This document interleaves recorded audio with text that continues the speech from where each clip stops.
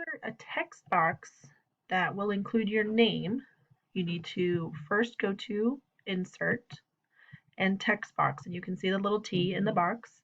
There's also the T in the box is right here if you want to use your ribbon. So if you click that, see how it's highlighted? That means you can come over and you'll notice that my cursor has changed to the little crosshairs. What you're going to do is you're going to click and drag wherever you want your name to be. It could be small name, big name, whatever you want. Let it go. And then you can see that you have this cursor in here flashing so you know you're ready to type.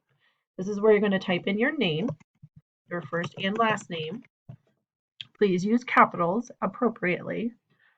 And then the next instruction says make your first name one color and your last name a different color.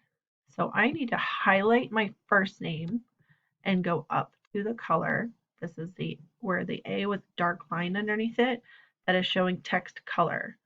Click there. It will make my first name red. I will turn my last name, let's say blue.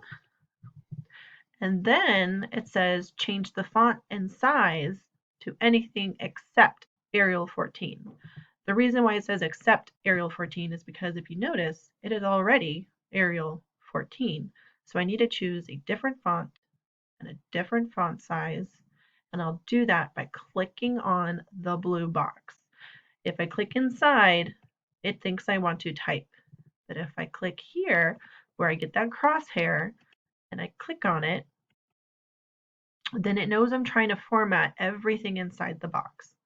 Now I can go to Arial, choose a fancy font and change my size to something bigger, and that is all I have to do. And now you're done with that slide.